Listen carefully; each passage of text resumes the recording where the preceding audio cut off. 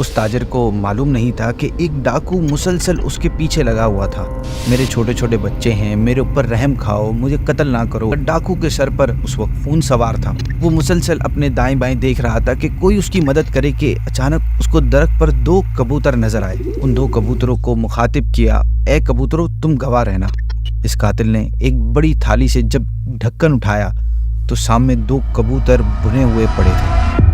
السلام علیکم ورحمۃ اللہ وبرکاتہ۔ رمضان کے بابرکت مہینے کی ان بابرکت لمحات میں ہم حاضر ہیں ایک معلوماتی اور انٹرسٹنگ سیریز کے ساتھ جس کا نام ہے تاریخی فیصلے، ہسٹورک ڈیسیژنز۔ کیونکہ آج ہماری سیریز کا پہلا ایپیسوڈ ہے تو اس سیریز میں کیا ہوگا اس بارے میں بھی آپ کو بتاتے ہیں۔ اس سیریز کی 30 ایپیسوڈز ہوں گی جو کہ 1 رمضان سے 30 رمضان تک روزانہ کراچی کی اذان مغرب کے فوراً بعد مدنی چینل اور دعوت اسلامی کے یوٹیوب چینل پر آپ دیکھ سکیں گے۔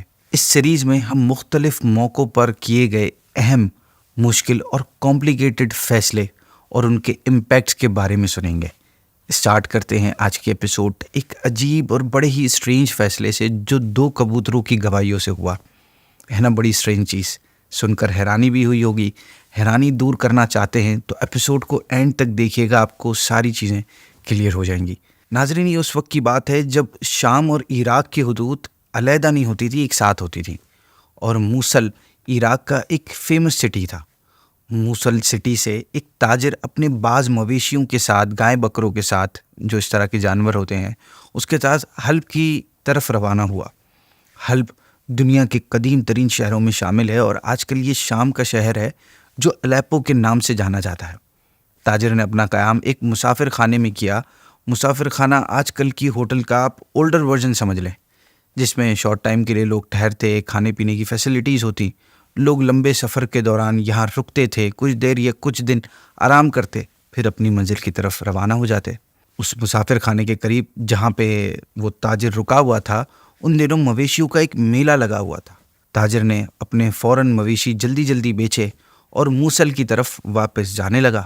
اس تاجر کو معلوم نہیں تھا کہ ایک ڈاکو مسلسل اس کے ساتھ لگا ہوا ہے اور اس کی نگاہ اس پر جمی ہوئی تھی۔ اس ڈاکو کو معلوم تھا کہ اس تاجر کے پاس اچھی خاصی رقم موجود ہے۔ وہ موقع کی تلاش ہی میں تھا کہ کب اسے موقع لگے اور وہ اپنا ہاتھ صاف کرے، اور یہ موقع آخرکار اسے مل ہی گیا جب راستے میں تاجر ایک ویران جگہ پر ایک درخت کے نیچے کچھ آرام کرنے کے لیے رکا۔ ڈاکو نے موقع پاتے ہی تاجر پر حملہ کر دیا، اس کی گردن پر اپنا خنجر رکھا اور کہا، جو کچھ تیرے پاس ہے نکال کر میرے حوالے کر دے۔ تاجر نے ادھر ادھر دیکھا کہ کوئی اسے بچا لے، شور بھی مچایا، مگر اس ویرانے میں، اس جنگل میں اسے کون اس کی فریاد سنتا، کون اس کو بچاتا۔ لہٰذا اس نے مجبور ہو کر اپنا تمام مال ڈاکو کے حوالے کر دیا۔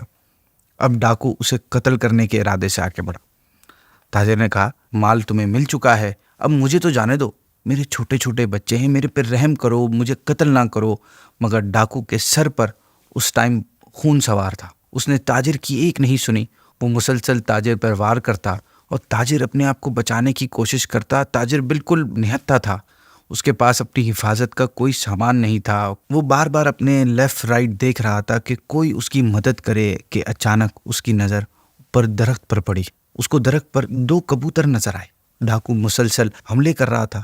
اسی دوران اچانک اس تاجر نے ان کبوتروں کو مخاطب کیا، ان کو بولا اور کہا، اے کبوتروں گواہ رہنا، اے کبوتروں گواہ رہنا۔ 3 بار اس نے ایسا کہا اور یہ کہہ رہا تھا کہ آخرکار ڈاکو اس کو قتل کرنے میں کامیاب ہو گیا۔ قتل کرنے کے بعد اس کے الفاظ ڈاکو کے دماغ میں گھوم رہے تھے اور وہ اسے بڑے مزاحیہ اور بڑے طنز بھرے انداز میں دہرا رہا تھا کہ اے کبوتروں گواہ رہنا، اے کبوتروں گواہ رہنا۔ اس نے گویا اس کا ایک اس کے لیے جوک سا بن گیا تھا۔ ادھر اس تاجر کے اہل و عیال، گھر والے اس کی آمد کا ویٹ کر رہے تھے، اس کے آنے کا ویٹ کر رہے تھے۔ دن گزرتے گئے مگر اس کی کوئی خبر نہ مل رہی۔ چنانچہ اس کا بڑا بیٹا اپنے والد کی تلاش میں حلب گیا۔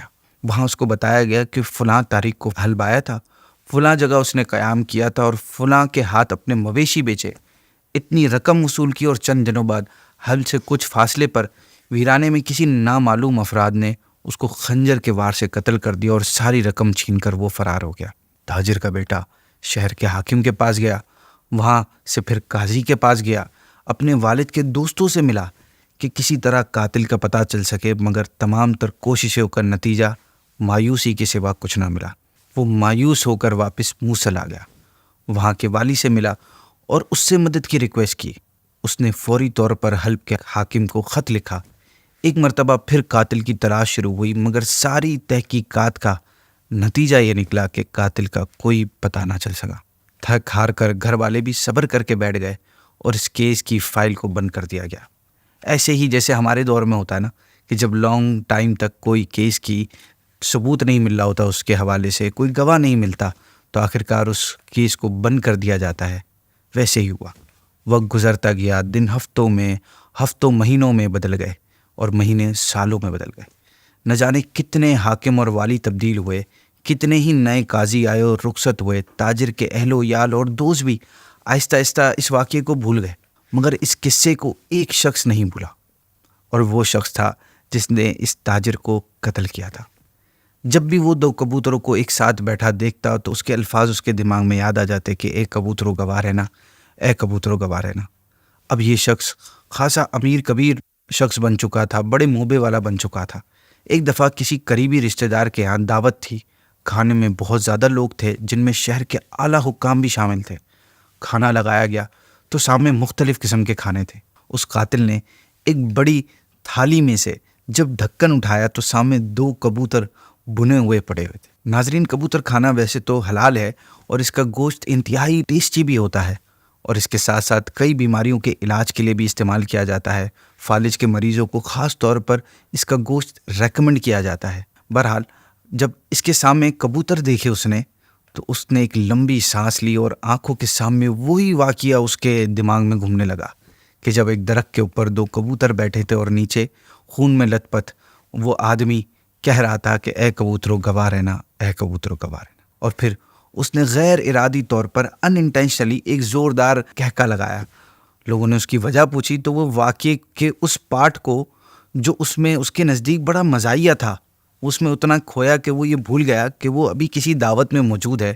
ہمارے ساتھ بھی شاید کبھی ایسا ہوتا ہے کہ ہم کسی واقعے میں اتنا زیادہ کھو جاتے ہیں، سم ٹائمز ہم اتنا زیادہ ایموشنلی اٹیچ ہو جاتے ہیں کسی چیز سے کہ جب اس بات کا تذکرہ چھڑتا ہے تو ہم بھول جاتے ہیں کہ ہم کون ہیں، کن کے سامنے بیٹھے ہیں، اور بس اپنے جذبات اور خیالات کا اظہار کر بیٹھتے ہیں۔ اس کے ساتھ بھی ایگزیکٹلی یہی ہوا۔ جب لوگوں نے اس سے پوچھا تو وہ لوگوں کو قتل کا واقعہ سنانے لگا۔ اس واقعے کا ایک ایک پارٹ بڑے مزے لیتے ہوئے ڈیٹیل سے سنایا، زبان نے کوئی چیز نہیں چھوڑی۔ لوگ شاکڈ ہو گئے اور شاکڈ ہو کر اس کی داستان سننے لگے۔ جیسے ہی اس نے واقعے کو کمپلیٹ کیا تو اسے ریئلائز ہوا کہ اس نے یہ کیا غلطی کر دی۔ سالوں سے جس واقعے کو لوگ بھول چکے تھے، اس کیس کی فائلیں تک بند ہو چکی تھیں، اس نے خود اس کا چرچا کر دیا، اس کا بیان کر دیا۔ مگر اب کہتے نا وہ تیر کمان سے نکل چکا تھا۔ چند گھنٹوں میں پورے حلب میں یہ واقعہ ہر شخص کی زبان پر تھا، اور حلب کے حاکم کو بھی اس کی اطلاع مل چکی تھی۔ اس نے فوراً اس شخص کو اریسٹ کرنے کا حکم دیا اور اس ڈاکو کے خلاف ایک نیا کیس درج کیا گیا۔ اس دعوت میں موجود لوگوں کو گواہیوں کے لیے طلب کیا گیا۔ سب نے اپنے اپنے بیان دیے۔ مجرم کو بلوا کر گواہوں کے بیانات سامنے رکھے گئے۔ حلب کے حاکم نے کہا کہ ہم نے گواہی دی۔ حلب کے قاضی نے کہا ہم نے بھی گواہی دی۔ پولیس چیف وہاں تھا دعوت میں، اس نے بھی کہا ہم نے گواہی دی۔ وہاں پر موجود تمام لوگوں نے کہا کہ ہم نے گواہی دی، کیونکہ یہ تمام لوگ اس وقت دعوت میں شریک تھے۔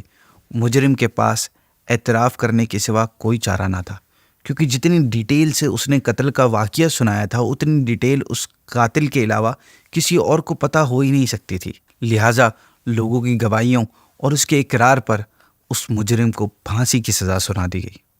اگلے روز صبح سویرے پھانسی کے منظر کو دیکھنے بے شمار لوگ جمع تھے۔ جب اس کی گردن میں رسی ڈالی گئی تو دیکھا گیا اس کی زبان پر یہ الفاظ جاری تھے، اے کبوتروں گواہ رہنا، اے کبوتروں گواہ رہنا۔ رسی کھینچ دی گئی اور لوگوں نے ایک مجرم کو کیفر کردار تک پہنچتے ہوئے دیکھا۔ ناظرین، اس مقدمے میں دنیا کی عدالت بلا شبہ عاجز آ گئی۔ وہ قاتل کا پتہ نہ لگا سکی۔ قاتل ایک لمبی مدت تک آزاد پھرتا رہا، مگر اللہ کی عدالت، وہ کہتے ہیں نا کہ اللہ کے یہاں دیر ہے اندھیر نہیں، اس کی عدالت کبھی عاجز نہیں آ سکتی۔ اس کا راز آخر ظاہر ہو ہی گیا اور مجرم کو بالآخر قانون کی عدالت کے سپرد ہونا پڑا۔ اسے کچھ دیر تو مہلت مل گئی، مگر آخر کبوتروں نے گواہی دے دی اور وہ اپنے انجام کو پہنچا، اور ایک مظلوم کی پکار کا جواب اسے مل ہی گیا۔ ناظرین، اسی کے ساتھ ہم آج کے ایپیسوڈ کو اینڈ کرتے ہیں۔ انشاءاللہ کل آپ سے اگلی ایپیسوڈ میں ایک نئے فیصلے کے ساتھ پھر ملاقات ہوگی۔ ہمیں اجازت دیجیے۔ السلام علیکم ورحمۃ اللہ وبرکاتہ۔